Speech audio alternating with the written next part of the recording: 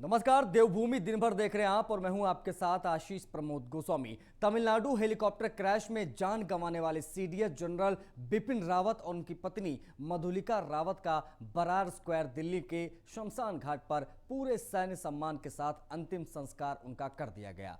इससे पहले उन्हें 17 तोपों की सलामी भी दी गई। इस दौरान सेना के 800 जवान मौजूद रहे। सीडीएस जनरल बिपिन रावत और उनकी पत्नी मधुलिका रावत को उनकी बेटियों ने मुखाग्नि दी। वहीं सैन्य बैंड ने शोक गीत बजाया। जनरल बिपिन रावत का पार्थिव शरीर को बेस हॉस्पिटल से उनके सरकारी आवास पर लाया गया।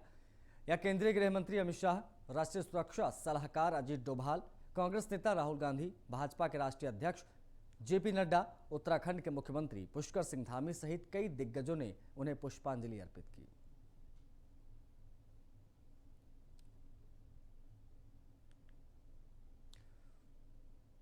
सीएम पुष्कर सिंह धामी भी दिल्ली में सीडीएस बिपिन रावत की अंतिम यात्रा में शामिल हुए। सीएम धामी ने नई दिल्ली में स्वर्गीय जनरल बिपिन रावत के आवास पर उन्हें और उनकी पत्नी को श्रद्धा सुमन अर्पित कर श्रद्धांजलि दी।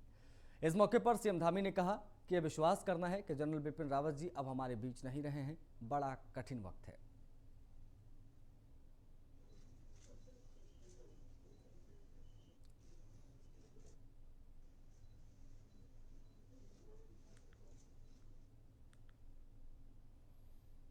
आम आदमी पार्टी के सीएम उम्मीदवार कर्नल अजय कोठियाल ने दिल्ली पहुंचकर सीडीएस बिपिन रावत और उनकी पत्नी मधुलिका रावत को श्रद्धा सुमन अर्पित किए। कर्नल कोठियाल के साथ यूथ फाउंडेशन के 500 से ज्यादा युवा और 100 से ज्यादा एक्स आर्मी के जवान अंतिम विदाई में पहुंचे थे। यूथ फाउंडेशन के युवाओं ने वंदे मातरम और भारत माता की जय के नारों के साथ सीडीएस बिपिन रावत को श्रद्धांजलि दी। कर्नल कोठियाल ने कहा कि देश ने नायाब हीरा खो दिया। देश के साथ उत्तराखंड को बड़ा नुकसान हुआ है।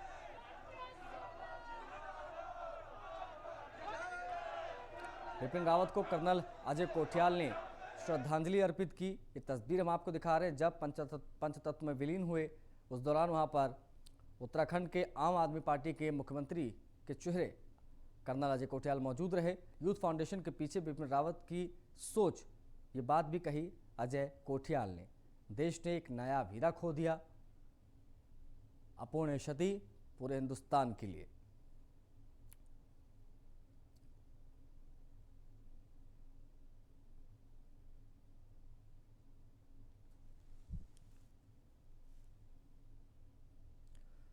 सीडीएस बिपिन रावत और उनकी पत्नी मधुलिका रावत की अस्थियां शनिवार को हरिद्वार में विसर्जित की जाएंगी। इसके लिए लेकर जाया जा रहा है। भाजपा प्रदेश अध्यक्ष मदन कौशिक ने विधानसभा में पत्रकारों से बातचीत में यह जानकारी दी।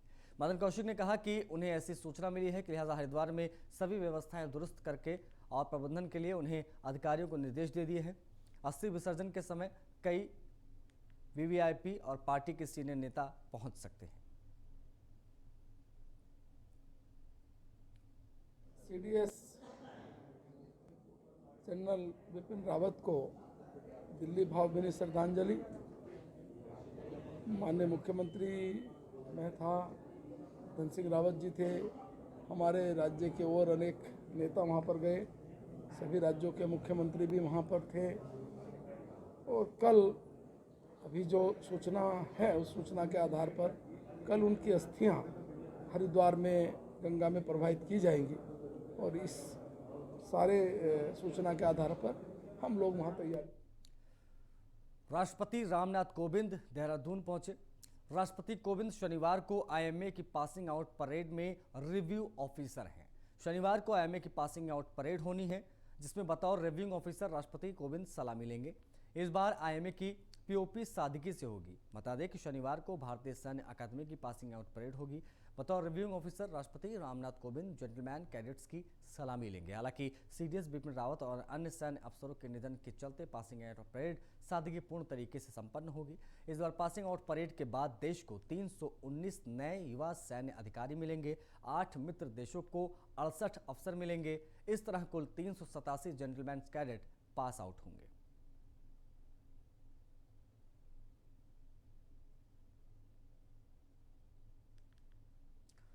उत्तराखंड विधानसभा में 1350 करोड़ का अनुपूरक बजट पेश हुआ है। सदन में अनुपूरक बजट पर चर्चा हुई। इससे पहले विधानसभा के शीतकालीन सत्र का दूसरा दिन हंगामेदार रहा। सदन शुरू होते ही विपक्ष ने सरकार को बेरोजगारी समेत तमाम मुद्दों पर घेरा।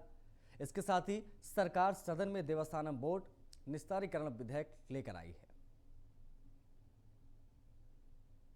ये अनुपूरक बजट 2021-22 का 1353.7908 करोड़ का है, जिस पर कल विषयवार चर्चा होगी और जो मदवार चर्चा होगी और उसके बाद वो पारित किया जाएगा। ये अनुपूरक बजट 2021-22 का 1353.7908 करोड़ का है, जिस पर कल विषयवार चर्चा होगी और जो मदवार चर्चा होगी और उसके बाद वो पारित किया जाएगा। उत्तराखंड विधानसभा के शीतकालीन सत्र के दूसरे दिन की कार्यवाही में बीजेपी में शामिल हुए नेताओं की सदस्यता का मुद्दा जोर शोर से उठाया गया। इस मामले को लेकर कांग्रेस सरकार पर हमलावर दिखाई दी। कांग्रेस विधायक काजी मोहम्मद निजामुद्दीन ने इस मामले को विधानसभा से उठाया। इसके बाद नेता प्रतिपक्ष प्रीतम सिंह ने दल बदल कानून का हवाला देते हुए इस पर सरकार से जवाब मांगा। साथ ही विधायकों की सदस्यता रद्द न होने को दुर्भाग्यपूर्ण बताया। बता दें कि उत्तराखंड विधानसभा चुनाव 2022 से पहले दो निर्दलीय विधायकों राम सिंह कैड़ा और प्रीतम सिंह पवार की विधायकी खतरे में नजर आ रही है। मामला दल बदल कानून का उल्लंघन करने से जुड़ा हुआ है। कांग्रेस ने इस मुद्दे को आज विधानसभा की कार्यवाही में जोर शोर से उठाया। कांग्रेस विधायक काजी मोहम्मद निजामुद्दीन ने भीमताल से निर्दलीय विधायक राम सिंह कैड़ा और धनोटी से विधायक प्रीतम पवार के बीजेपी में शामिल होने के बाद सदस्यता पर सवाल उठाए। देखिए, हम दोनों, मैं और प्रीतम सिंह जी पवार साहब, हम दोनों निर्दलीय विधायक हैं और हमने निर्दलीय चुनाव जीता है और अपने दम पर चुनाव जीता है और हमने किसी दल को तोड़ करके दूसरे दल में नहीं गए हैं और हमने निर्दलीय थे और बिना दल के थे और हमने भारतीय जनता पार्टी की सदस्यता ग्रहण की है और हम दल बदल हमने नहीं किया है और हम निर्दलीय थे तो हमने भारतीय जनता पार्टी की जो विचारधारा है, जो राष्ट्रीयता की उनकी पार्टी की विचारधारा है, जो विकास की जो उनकी सोच है, इसलिए हमने भारतीय जनता पार्टी की सदस्यता ग्रहण की है। जिन माननीय विधायकगणों ने पार्टी ज्वाइन की है, भारतीय जनता पार्टी, उसके खिलाफ एक याचिका मेरे सम्मुख आई है और उसके लिए मैं जो संबंधित विधायक हैं, जो प्रक्रिया हमारे यहाँ निर्धारित है उस प्रक्रिया के तहत हम चल रहे हैं। जैसी वो प्रक्रिया पूरी होगी मैं आपको उसके बताऊँगा। अभी प्रक्रिया शुरू है, अभी इसमें दोनों पक्षों के मैं जानकारी उनके साथ बैठ के लूँगा, उसके बाद ही इस पर निर्णय। हमने विषय को सदन के अंदर भी उठाया है। विधायकों के खिलाफ याचिका भी विधानसभा अध्यक्ष के सम्मुख है। विधानसभा अध्यक्ष को निर्णय लेना है। उत्तराखंड विधानसभा के शीतकालीन सत्र के दूसरे दिन की कार्यवाही के दौरान सदन में जोरदार हंगामा हुआ। विपक्ष ने बेरोजगारी के मुद्दे पर हरक सिंह रावत को घेरा। नेता प्रतिपक्ष प्रीतम सिंह ने मंत्री हरक सिंह रावत से बेरोजगारी के मुद्दे पर सवाल पूछा। इस पर हरक सिंह रावत ने सदन को बताया कि सरकार ने 7 लाख लोगों को रोजगार दिया है। बता दें कि साल 2020 में सदन में संसदीय मंत्री ने 10 लाख लोगों को रोजगार देने की बात कही थी। विपक्ष का आरोप था कि धामी सरकार सदन को गुमराह कर रही है। विपक्ष सरकार के जवाब से संतुष्ट नहीं हुआ। सदन में काफी देर हंगामा चलता रहा। इसके बाद विपक्ष ने सदन से वॉकआउट कर दिया।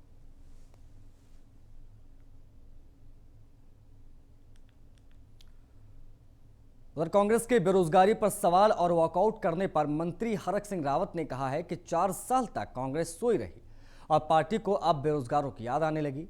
हमने ई रिक्शा से लेकर कई अन्य तरीकों से लोगों को रोजगार दिया है और कांग्रेस बेवजह आंकड़ों का मुद्दा बना रही है। संसदीय कार्य मंत्री जी ने कहा, मैंने कहा हमने सीधे तौर से विभिन्न योजनाओं के माध्यम से 7 लाख लोगों को रोजगार दिया है और बाकी मैंने जोड़ना शुरू किया था। मैंने सदन के आपको ध्यान होगा, बाकी मैंने इसके अलावा जो हमने रोजगार दिया विभिन्न योजनाओं में, जिसमें ई रिक्शा है, मोटरसाइकिल के तहत है, जिन इतने बांस ग्रुप के तहत है, समूह है, उनको अलग से हमने रोजगार दिया।